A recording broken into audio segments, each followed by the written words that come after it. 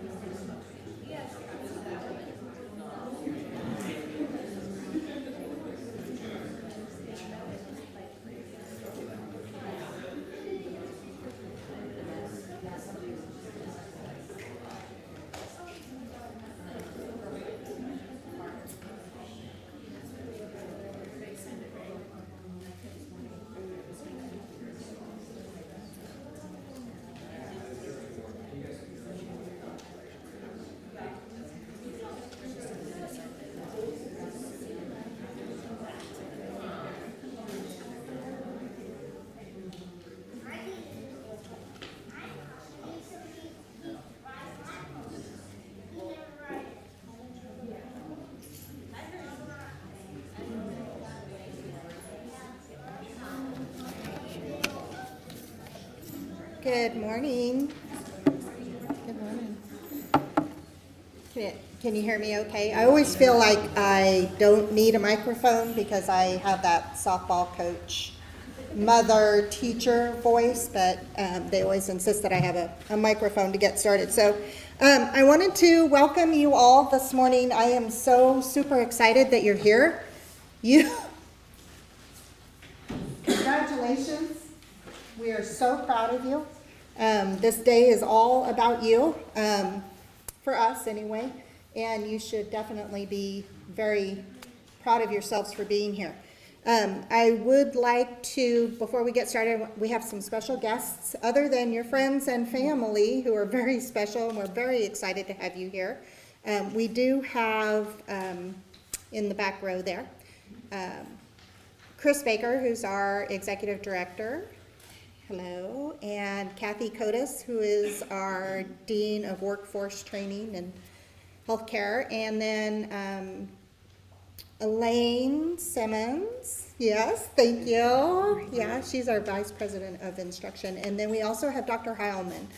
And there he is. Okay, so he's an outlier. He's over there on the other side. But anyway, we're introducing them, and then Andrea Thompson is our on-campus instructor, and then Risa Bailiff is our adjunct instructor who's been we've been very fortunate to have on campus this spring as well. So, welcome. I'm glad you're here. I'm glad that part is over. So, I am super excited this year because this is the largest group of graduates that we've had in many years. And I remember saying the exact same thing last year. So in order to say that this year, I think is a great thing for our program. It means we're growing. We're very grateful that the ones that we have here to join us were able to make it today. We know that we have our program being online is actually across the country. So the ones that are able to come, we're very grateful that you are able to join us. For those of you who aren't, you know who you are, Daniel. We wish you were here. It doesn't mean that we don't appreciate you any less, and we love you all. So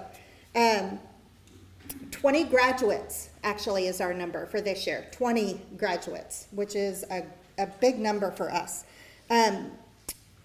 I'm always excited when I look back at where you started in the program. We have some students that were with us from, hey, I think I'll take a phlebotomy class, and then like, oh my gosh, phlebotomy, and but again, getting to know our students is one of the best things that I think this pinning can kind of come full circle for us, because putting names and faces together and having that ability to give you a hug and tell you how proud we are, that's an awesome feeling. So for the past few years, I have had students complete a survey for me when they complete the program, not only to get feedback on the program itself, but because 70%, 30% of them had never been really involved in the lab before. So that was an interesting statistic for me, because we always assume that most of our people are already working in a lab and they're just trying to further their education. But we did have, 30% who had never stepped foot in a lab before. And then I did do the standard Facebook question, like, are you married, are you single, are you in a relationship, that kind of thing. Two favorites were blood bank and hematology. How many of you were offered a job while you were doing your co-op and clinical rotations? 80% of you were offered jobs. Some of you have accepted those jobs. Some of you have not accepted those jobs because you were already working for someone, you just had to do your clinicals other places. And there's 10% that said, nah, I haven't taken a job yet, but I'm keeping my options open. So, let's see, favorite lab week food. Okay, so 2 weeks ago we celebrated National Laboratory Professionals Week, and it's always kind of a joke in the lab. What'd you get for lab week? Oh, pizza, that kind of thing. So I asked, what if we could supply you lab week food, bless you, what would you like to have? And the answers were like, what, lab week food? You get lab week food? And then anything would be awesome. And then the remainder of them said pizza. Okay, we don't have pizza for your reception tonight, I'm sorry. Commute, how many of you commuted and how far? So 40% drove over an hour and a half one way to their clinical or cooperative lab site.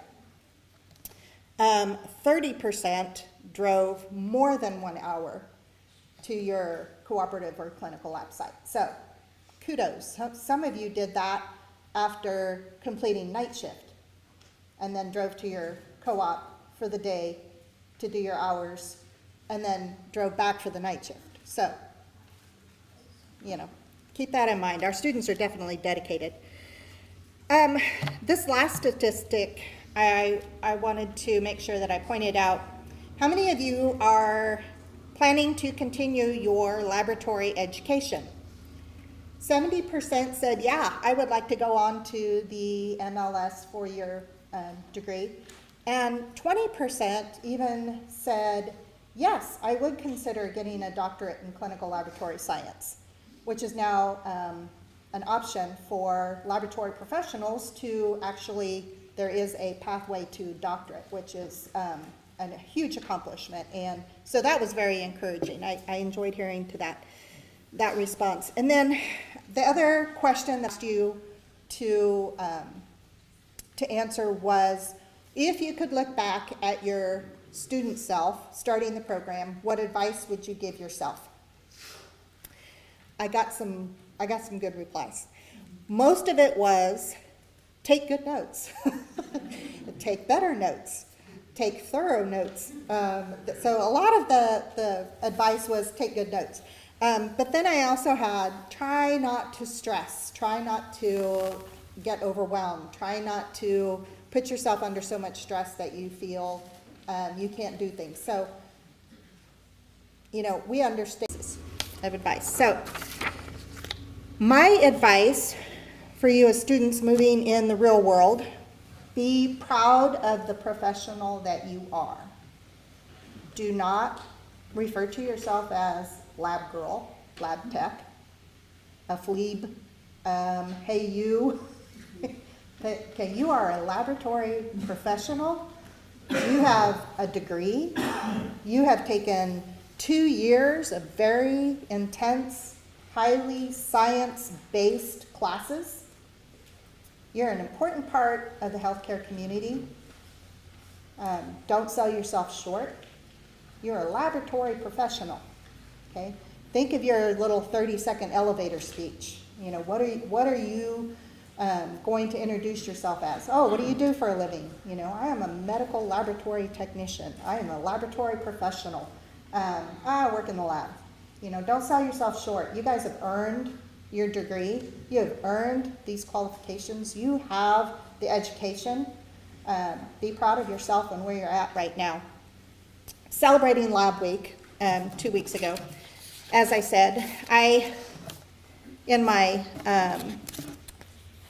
spare time, you know, I saw a quote on Facebook that, you know, if I had written it down, I could give you the proper citation, Andrea, but I didn't. So I just want to tell you, I want to read it for you, so bear with me. Sit down, my children, and let me tell you a story. One day, all the laboratory scientists in the United States decided to take the same day off in order to celebrate National Medical Laboratory Professions Week. Since the inception of their field in the 1920s, no one had ever gathered them all together for a party. Besides working behind the scenes, as they did, who would miss them for an afternoon? Their ranks were the least known of the professionals in the medical healthcare field. Even when hospital co-workers eventually ventured down into the laboratory, they often only had a vague idea of the kind of work that was being done by the laboratory scientists. People outside the medical field were often baffled. You work in a lab? What do you do? Draw blood or something? So all the medical technologists, medical laboratory technicians, microbiologists, virologists, cytotechs, toxicologists, and phlebotomists, along with scores of laboratory managers, department supervisors, as well as ranks of medical directors and pathologists, packed up their drinks, their sandwiches, probably cold pizza, grabbed kites, blankets, and trooped off to a special party just for the laboratory professionals. While they were enjoying themselves, many critical events began to happen at the hospitals, physicians' offices, prisons, and blood banks. Surgeries ceased. Surgeons could not risk operating on a patient, not knowing if the patient's physical condition would allow them to even survive the surgery. Forget blood transfusions. There were no red blood cells for surgeries, or traumas, no plasma for burn victims or patients with coagulation factor abnormalities, cascade. Who would treat infections without microbiologists to isolate and identify pathogens and determine when antibiotics would be effective? In the area of public health, outbreaks of disease that could potentially affect thousands went completely undetected all day long. On that single day, medical care was set back a century. As clinicians did their best to treat their patients without the valuable information normally supplied by the laboratory, it is estimated that between 80 and 90% of medical decisions are based upon laboratory data. Of course, this is a fairy tale. This country's more than 300,000 practitioners of clinical laboratory scientists would never abandon their work for a single day. They are the detectives of the medical world, working in the background, carefully assembling and making sense of all sorts of clues in order to save lives. So, raise the beaker. Clean one. To the laboratory professionals whose work is an essential component of the healthcare system of the nation, today we celebrate the clinical laboratorian as a key member of the healthcare team. We celebrate you as a new member of that profession. Congratulations. So I think we need to pass out some pens.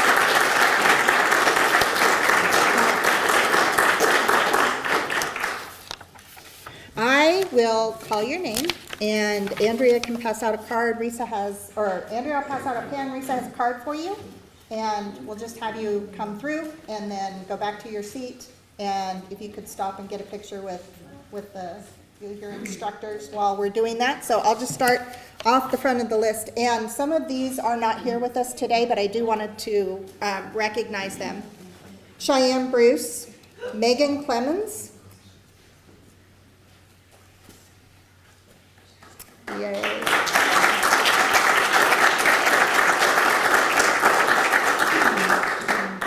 Nicole Chris, Dalton Davis, Grant Dawes. Yay.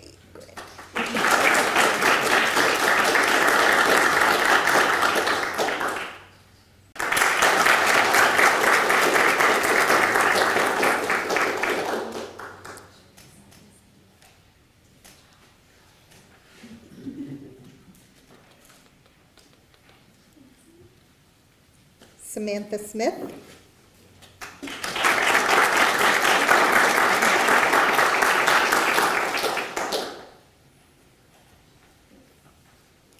Justin Spees and Emily Udvik. So we are so proud of all of you.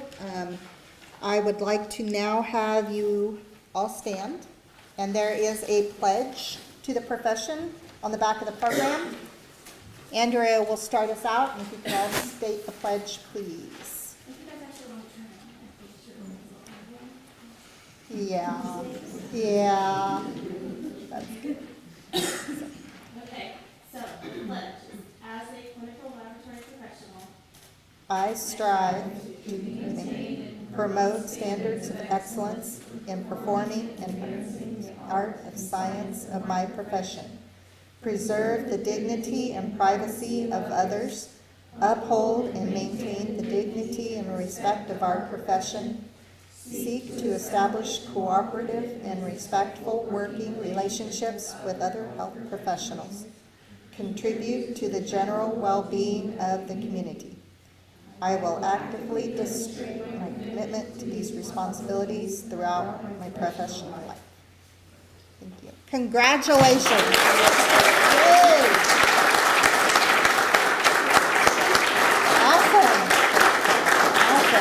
So I would like to invite everybody, we have a reception downstairs. You are more than welcome to take pictures. We can do, I do want to get a group picture of everybody, and then if individual families want a group picture, and then the reception is downstairs in F30. Yes, so thank you so much for coming. All right.